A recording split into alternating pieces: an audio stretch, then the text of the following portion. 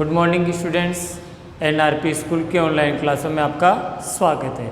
आज हम एक्सरसाइज 3.3 पढ़ेंगे, लेकिन 3.3 से पहले आपके जो पास लेक्चर नंबर 3 था उसका एक प्रश्न गृह कार्य के लिए दिया गया था। आपको गृह कार्य का प्रश्न आप सभी विद्यार्थी समय पर हल कर रहे होंगे।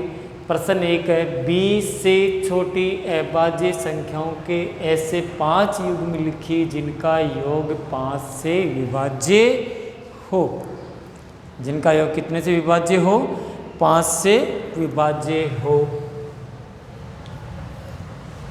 अब ध्यान, 20 से छोटी 5 युग्म लिखने हैं। ध्यान से देखिए, 20 से छोटी अभाज्य संख्याओं के ऐसे 5 युग्म लिखने हैं जिनका योग कितना होना चाहिए? 5 से विभाज्य होना चाहिए। तो नंबर 1, 5 + 5 = 10। दोनों विषम संख्या वो अभाज्य संख्याएं हैं और दोनों में किसका भाग जा रहा है? 10 में किसका भाग जा रहा है? 5 का। 5 का भी भाग जाना चाहिए। इसके बाद आपके पास 3 और 7 10 हो गए। 10 में फिर 5 का भाग जा रहा है, कितने हो गए? 2 योग में। आपको कितने लिखने हैं? ऐसे 5 लिखने हैं। इसके बाद तीसरी संख्या, और देखिए तीसरी संख्या 1 और 2 हो गई। 2 तो हो ही चुकी। इसके बाद 13 और 2 भी अभाज्य संख्या है। 2 + 13, 13 और 2 कितने होते हैं? 15। 15 में भाग जा रहा है, नहीं जा रहा? जा रहा है, ठीक है। और संख्या देखिए जिनका योग 20 से छोटी होनी चाहिए। किससे छोटी होनी चाहिए? 20 से छोटी होनी चाहिए। 20 नहीं होनी चाहिए, 20 से छोटी संख्या होनी चाहिए। जैसे 7 और 13 हो सकता है क्या?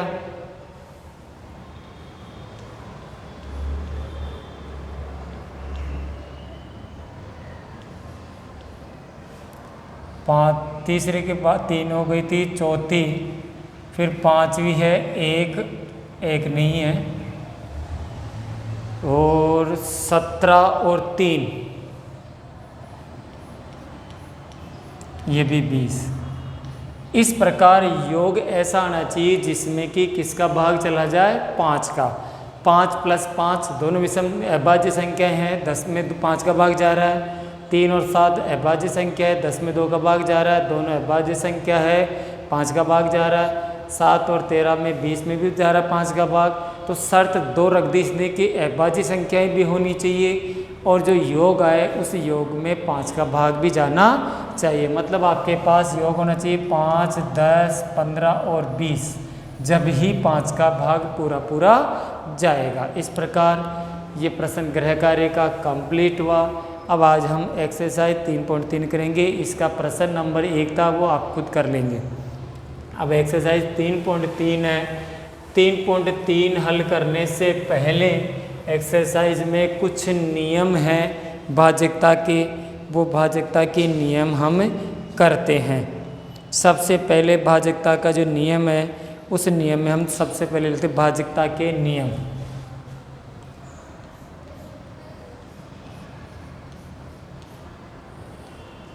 भाजकता के नियम, ये नियम आपको अपनी SW की कॉपी में करना है और इन्हें याद भी करना है। 2 से विभाज्यता,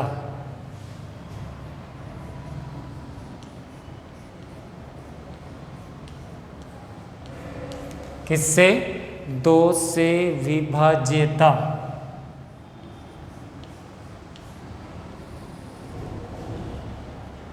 पहला नियम कि 2 का भाग किस किस में जाता है। तो क्या करेंगे? यदि किसी संख्या की इकाई, यदि यहाँ पर हम भाजकता के जो नियम है, यदि किसी यदि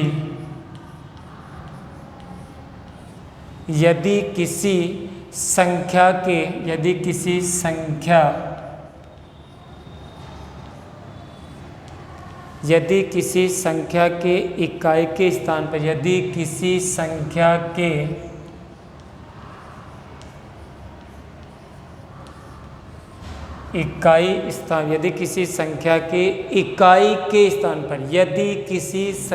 के इकाई के स्थान पर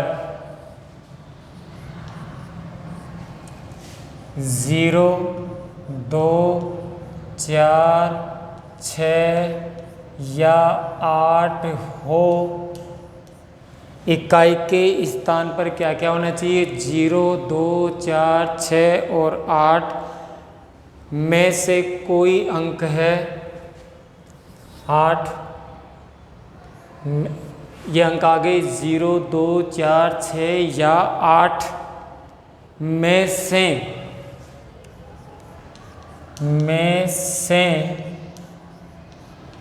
कोई अंक, अगर इनमें से 2, 4, 6 और 8 में से कोई अंक हो तो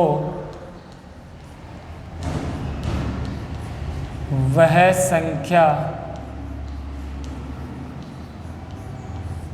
अगर है तो वह संख्या 2 से विभाज्य होती है, तो वह संख्या 2 से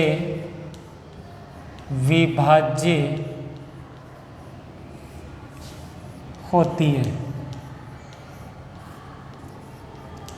प्रश्न वापस देखो, इसका 2 से विभाज्यता का नियम क्या नियम है? यदि किसी संख्या के इकाई के स्थान पर कोई भी संख्या है, यदि उसका जो इकाई का स्थान है उस पर 0, 2, 4, 6 या 8 में से कोई अंक हो तो वह संख्या 2 से विभाजित होती है।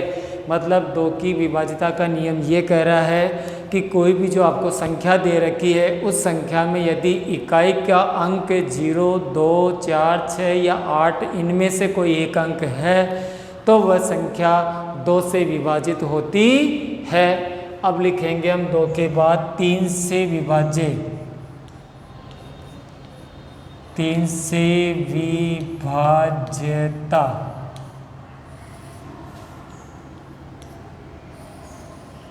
किससे विभाजिता लिखेंगे अब? 3 से। किससे? 3 से। यदि किसी संख्या के अंकों का योग, यदि किसी संख्या के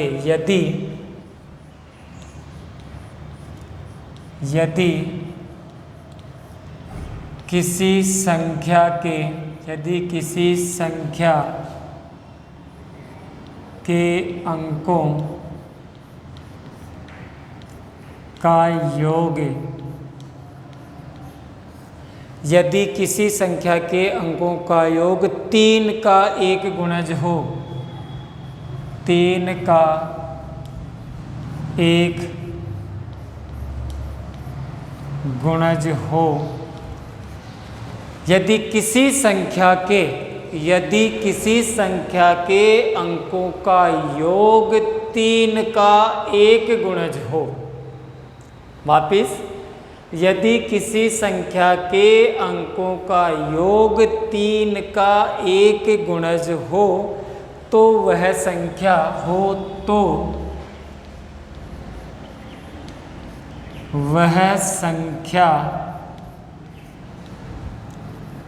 3 से विभाज्य होती है, 3 से विभाज्य होती है। 3 का नियम समझ गए? यदि किसी संख्या के अंकों का योग 3 का एक गुणज हो तो वह संख्या 3 से विभाज्य होती है। अब लिख रहे हैं हम 5, 3 के बाद में 4, 4 से विभाज्य,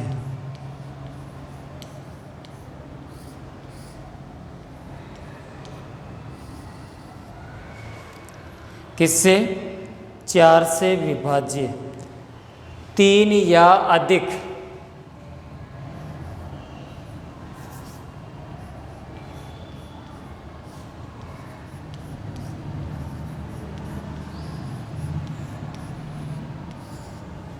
कम से कम 3 या 3 से अधिक अंकों की एक संख्या, 3 या अधिक अंकों की एक संख्या, 3 या अधिक अंकों की एक संख्या, किस किस की? 3 या अधिक अंकों की एक संख्या 4 से विभाज्य होती है। किससे? 4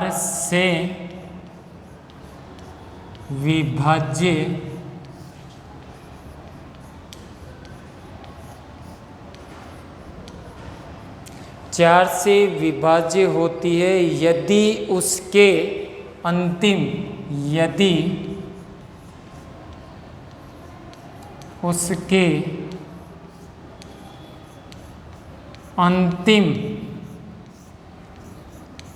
दो अंकों यदि उसके अंतिम 2 अंकों से बनी संख्या, अंतिम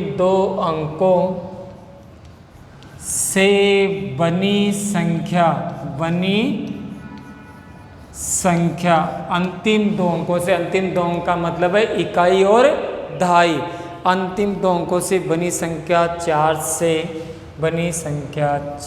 से विभाज्य हो।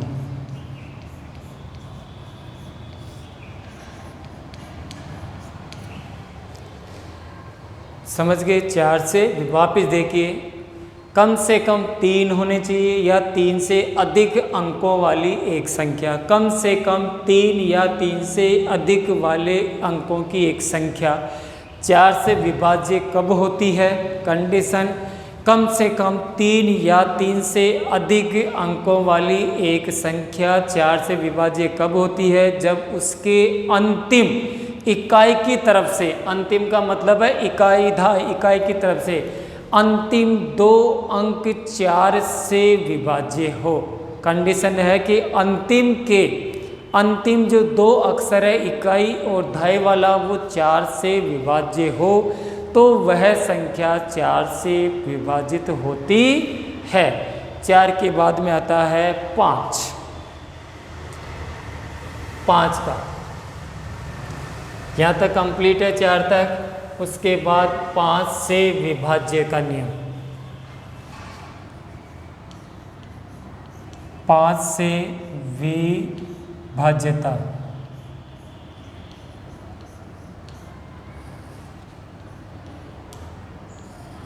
अब 5 का तो यह है कि यदि कोई भी संख्या है उसमें इकाई का अंक 0 या 5 हो जाता है, तो यदि किसी संख्या का इकाई का अंक, यदि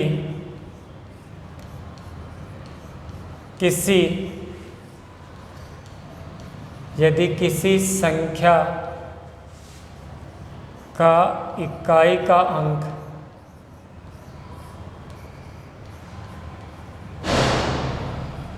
यदि किसी भी संख्या का इकाई का अंक 0 या 5 हो, 0 या 5 हो, तो वह संख्या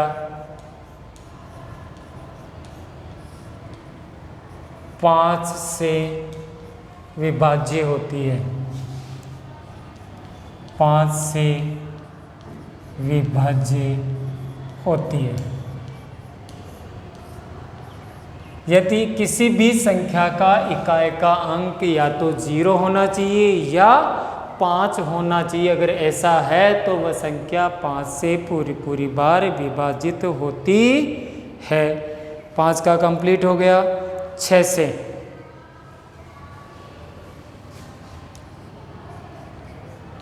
से विभाज्यता,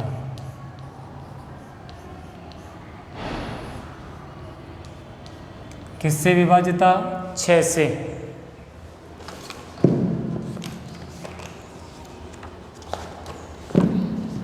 6 से विभाज्यता।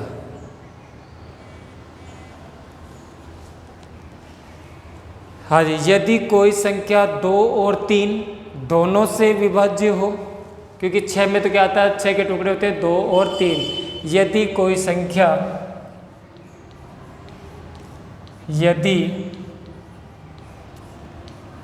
संख्या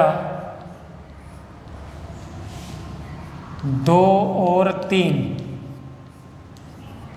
2 से भी और 3 से भी दोनों से विभाज्य हो, यदि कोई संख्या 2 और 3 दोनों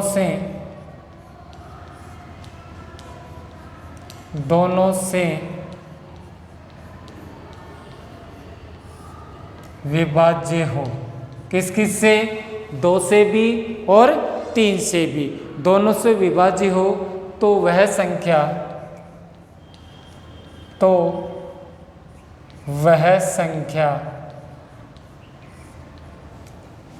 6 से विभाजित होती है। 6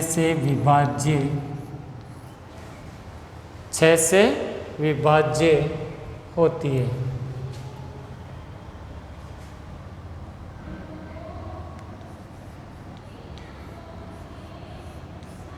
किससे विभाज्य होती है? 6 से। 6 का मतलब ऐसी संख्या जिसमें 2 का भी पूरा पूरा भाग जाता हो और 3 का भी पूरा पूरा भाग जाता हो, यानी कि 2 और 3 दोनों के गुणधर्मों का प्रयोग हो रहा हो जो संख्या में, जिसमें 2 का भी यानी कि इकाई अंक 0, 2, 4, 6, 8 भी हो, और अंकों का योग 3 का गुणज हो। दोनों नियम जिसमें लग रहे हैं वो संख्या 6 से पूरी पूरी बार विभाज्य होती है। इसके बाद में आता है 6 के बाद में 8। 6 के बाद में कौन सा आता है? 8। 4 या उससे अधिक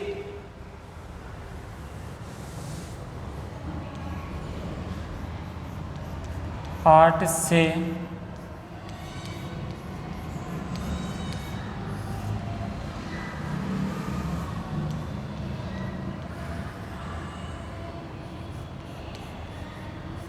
हाँ जी, 4 या उससे अधिक अंकों की कोई संख्या 4 या उससे अधिक अंकों की एक संख्या 8 से विभाज्य होती है यदि उसके अंतिम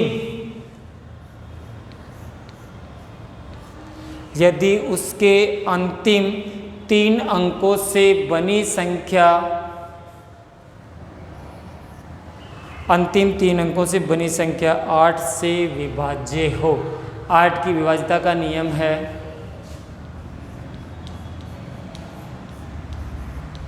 ध्यान से देखेंगे, 4 या उससे अधिक 4 या उससे अधिक 4 या उससे अधिक अंकों की एक संख्या 8 से विभाज्य होती है यदि उसके अंतिम 3 अंकों से बनी संख्या 8 से विभाज्य हो। इस प्रकार 8 का हो गया। अब है 9। किससे? 9 से विभाज्य।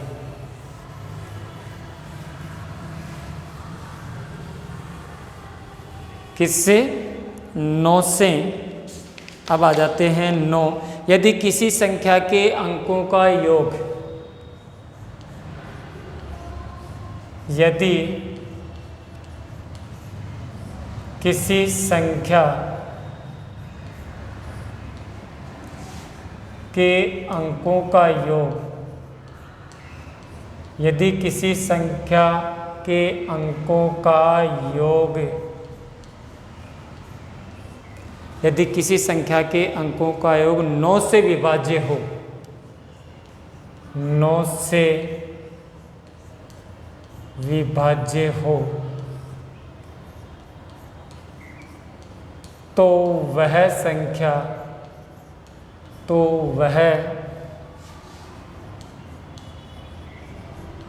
संख्या 9 से विभाज्य होती है 9 से विभाज्य होती है। यदि किसी संख्या के अंकों का योग 9 से विभाजित हो या 9 का एक गुणज हो, 9 से विभाजित बोल सकते हैं, 9 का एक गुणज बोल सकते हैं, हो तो वह संख्या 9 से विभाजित होती है। इसके बाद अगला जो विभाज्यता का नियम वो 10 से विभाज्यता।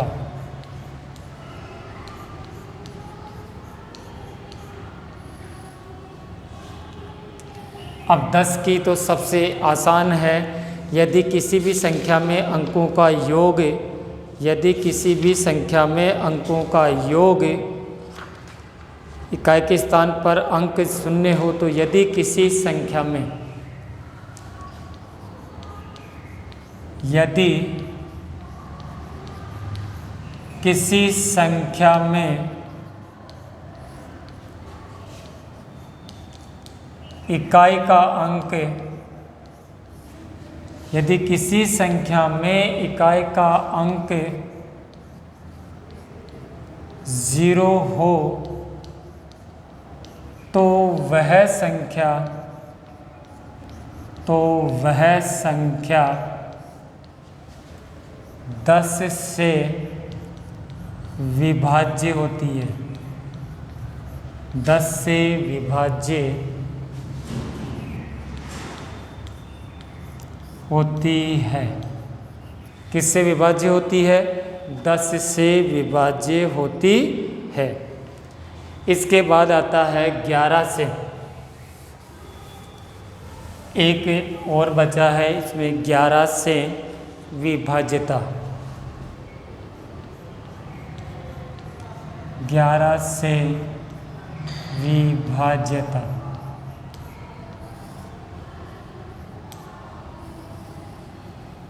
किससे? 11 से। किसी संख्या की 11 से विभाजक जांच के लिए दाएं से विषम स्थानों तक, दाएं से विषम स्थानों के, दाएं से विषम, दाएं से विषम स्थानों के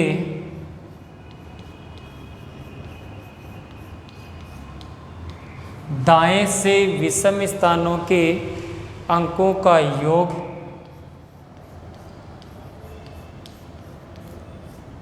और सम स्थानों के अंकों का योग और सम स्थानों के अंकों का योग, सम स्थानों के अंकों का योग दाएं से विषम स्थान और दाएं से ही सम स्थान के अंकों का योग का अंतर, योग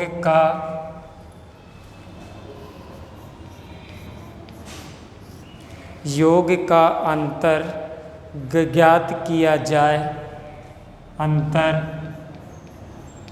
ज्ञात किया। अगर अंतर ज्ञात किया जाए, यदि अंतर 0 हो, अंतर अंकों का योग का अंतर ज्ञात किया जाए, यदि अंतर 0 या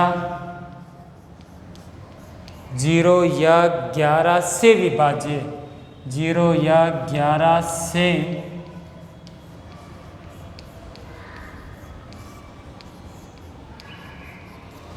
से विभाज्य है, तो वह संख्या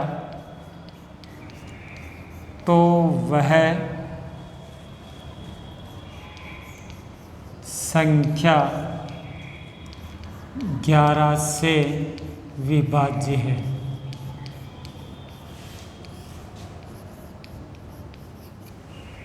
इस प्रकार पुनः ध्यान से देखेंगे।